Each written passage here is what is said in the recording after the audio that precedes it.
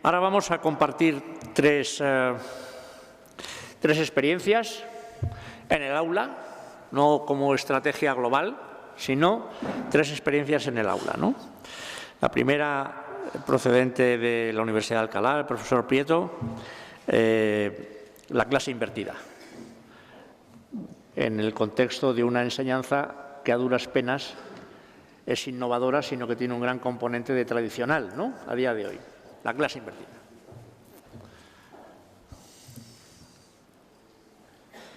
Bueno, agradezco al comité organizador la invitación para contar nuestra experiencia y bueno, lo primero vamos a dar una definición sencilla de lo que es el aula invertida.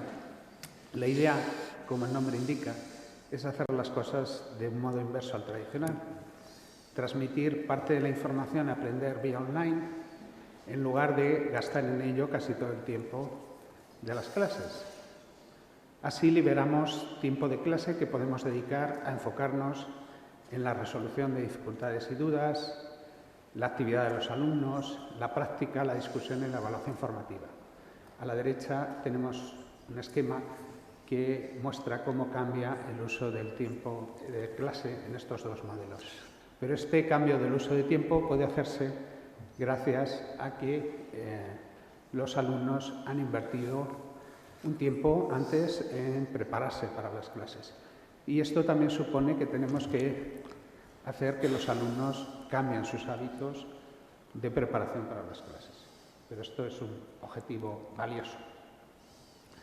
Una cosa curiosa es que esta metodología tiene precedentes en los años 90, en lo que entonces se denominaba Blended Learning, y hay una serie de metodologías que se originaron a nivel universitario, Just-in-Time Teaching, Peer Instruction, Team-Based Learning, pero inicialmente estas metodologías, aunque fueron adoptadas por una serie de profesores universitarios innovadores, pues digamos no se extendieron mucho.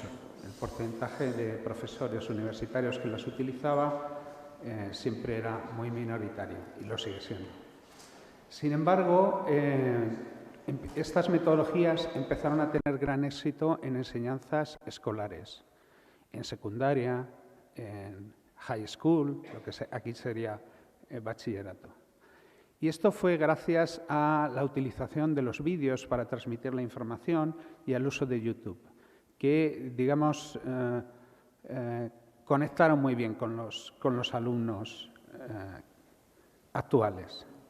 En los últimos años se ha observado un proceso de extensión de estas metodologías en las universidades de países anglosajones y después en el resto de los países que vamos un poquito menos avanzados. Y aquí tenemos el ranking universitario por comunidades según el número de profesores que usan aula invertida en España. Vemos que está dominado por la Comunidad de Madrid, sigue a la zaga Cataluña, Valencia, Castilla-León, Castilla-La Mancha, Galicia, Extremadura y luego las demás. También conozco varios casos de profesores portugueses que utilizan esta metodología, pero no los tenemos apuntados en el registro. Ahí tenéis el link para los profesores que hayáis utilizado Flip Learning, pues podéis registraros aquí. ¿Cómo es la metodología? Bueno, esto es de un taller que estuve dando en Bilbao y entonces creé el acrónimo PIM, PAM, PUM. Y básicamente lo que hace el docente, el PIM sería enviar la información, el PAM sería obtener las respuestas de los alumnos y el PUM final sería que el profesor analiza las dudas y adapta la clase a las necesidades de los alumnos. Esto permite que la experiencia de clase pues, sea mejor, haya mayor protagonismo estudiantil y se pueda enfocar en la resolución de dudas y dificultades que el detector ha detectado tras el estudio previo de los alumnos. Y lo que hemos comprobado es que cuando la mayoría de los alumnos se preparan para la mayoría de las clases y los profesores se enfocan en sus intereses y dificultades, pues los alumnos comprenden mejor y aprenden más. y luego sacan mejores resultados en las pruebas de evaluación. Bueno, esto tendría que ver con las herramientas. Vemos, esta sería cómo enviamos la información, es tan sencillo como enviar a una lista de destinatarios, que son los alumnos, con copia oculta, los materiales instructivos, que pueden ser vídeos, pueden ser PDFs, pueden ser PowerPoints, y lo que es importante, enviarles también un link a un cuestionario recopilador de respuestas. Es decir, esto no hace falta ser un tecnólogo para enviar un mail con una serie de vínculos, no hay excusa tecnológica. Luego hay que recoger las respuestas. Para esto solo necesitamos hacer cuestionarios online. He puesto aquí las preguntas que a mí me parecen más importantes. La idea es, de esta manera comprobamos y estimulamos el trabajo de los alumnos y les hacemos reflexionar sobre lo que comprenden y sobre lo que no. También nos sirve para comprobar y evaluar el estudio preparatorio y nos permite también detectar cuáles son las reacciones y necesidades más prevalentes. Están marcadas en rojo las preguntas: ¿cuál es la parte más oscura o difícil de comprender? Explica por qué. ¿Qué pregunta querrías que te respondiésemos en la primera clase del tema? En tu opinión, ¿qué podría mejorarse de los materiales instructivos? Con las respuestas de los alumnos, pues el docente puede, digamos, rediseñar la clase, que es la siguiente fase, el PUM, para enfocarla en aquello que nos parezca que más falta les hace a nuestros alumnos. Y de esta manera pues podemos introducir actividades en clase, pero que nos han sido sugeridas por las respuestas de nuestros alumnos. Por esto esta metodología se llama también Just-in-Time Teaching, porque el profesor decide, digamos, una vez que ya tiene la opinión de los alumnos, cuál es el plan que tiene que hacer. Y bueno, esto funciona. Aquí tenemos en 3 asignaturas de primero, tercero y cuarto de biología sanitaria, la imagen es de una publicación, tenemos en la fila de arriba el porcentaje de medio de alumnos que preestudian más de la mitad de los temas en sucesivas promociones. Y vemos que cuando esto se empieza, pues al principio cuesta un poco, lo siguen, digamos, un grupo de alumnos más, digamos, más selecto, más minoritario, pero en el momento que insistimos y que, sobre todo, bonificamos el estudio preparatorio, pues esto al final se convierte en algo mayoritario y, sobre todo, en los cursos superiores, donde llegamos a estar normalmente por encima del 90% de alumnos que preparan las clases. Y en la fila de abajo tenemos las calificaciones medias en las distintas promociones y vemos que en todas las asignaturas que lo hemos utilizado de los distintos cursos, pues se ha conseguido un aumento en estas calificaciones medias. Estos son calificaciones en las pruebas de evaluación antes de añadir ninguna bonificación. Con lo cual podemos concluir que esto no es una cosa milagrosa, que uno llega, lo implanta y cambian espectacularmente los resultados, sino que los resultados empiezan a mejorar en función de que los alumnos vayan cambiando el hábito de preparación para las clases. Y esto, bueno, luego lo hemos utilizado también en medicina, en el Centro Universitario de la Defensa, lo hemos utilizado también en alumnos de biología, lo hemos utilizado también en alumnos de farmacia. Fijaros aquí, con los alumnos de farmacia nos costó especialmente, fijaros que el primer año que lo intentamos, pues un 25% de los alumnos, digamos, siguieron nuestro juego y mejoraron poquito el porcentaje, muy poquito el porcentaje de alumnos que aprobaban, pero en las 2 promociones sucesivas pues ha mejorado rápidamente el porcentaje de alumnos que hacen el estudio previo y ha mejorado mucho el porcentaje de alumnos que superan la asignatura en la convocatoria ordinaria.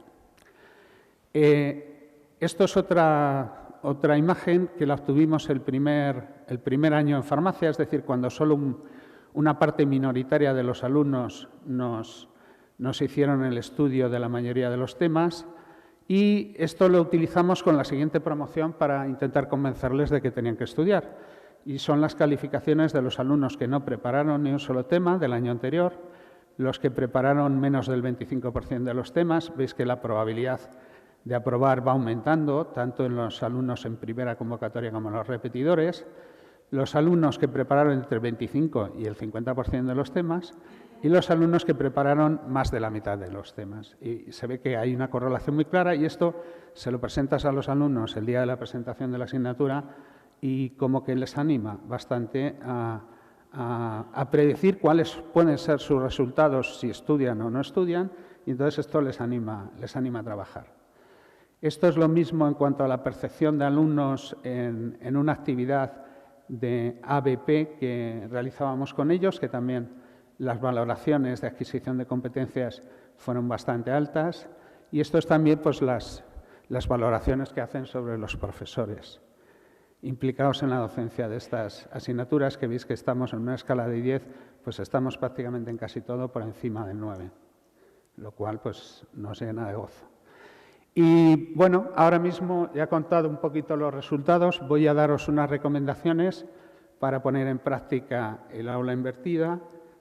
Lo primero, podéis empezar con pedazos de clases o una clase de prueba. También es importante que motivéis a los alumnos porque hagan el estudio previo, porque si no esto no funciona, sencillamente. No os obsesionéis con crear materiales instructivos demasiado complejos, utilizar lo que ya tengáis, añadir otras cosas que podáis buscar en Internet. Yo, por ejemplo, utilizo vídeos del profesor Alfredo Corel de la Universidad de Valladolid. Más recomendaciones. Sed proactivos, enviad los materiales a los alumnos, no esperéis a que ellos sean los que vayan a buscarlos, porque si se los enviáis, llegarán a más. Luego también hay que enfocar el análisis de respuestas de los alumnos en las dudas urgentes, más prevalentes, y esto nos ayudará a mejorar, digamos, la clase. Y otra cosa interesante es aprender a documentar y archivar electrónicamente todo lo que vayamos creando y utilizando para poderlo ir reutilizando en los años siguientes. En la clase es importante establecer segmentos, ¿no? Estructurar la clase, que haya distintas fases en las que el protagonismo vaya alternándose del docente a los alumnos, que se haga ahí más un diálogo que un monólogo. Es conveniente utilizar el trabajo por parejas y por equipos. También es conveniente, si disponemos de wifi en las aulas, el utilizar apps de respuesta en tiempo real, porque esto les gusta mucho a los alumnos. Y hay que hacer, mejora mucho los resultados, hacer la evaluación formativa, pero hay que intentar diseñarla de la manera lo más sencilla posible, porque de esta manera lo podremos hacer con mayor frecuencia, y eso es lo que se trata, que para que tenga impacto, tendrá más impacto si lo hacemos muchas veces.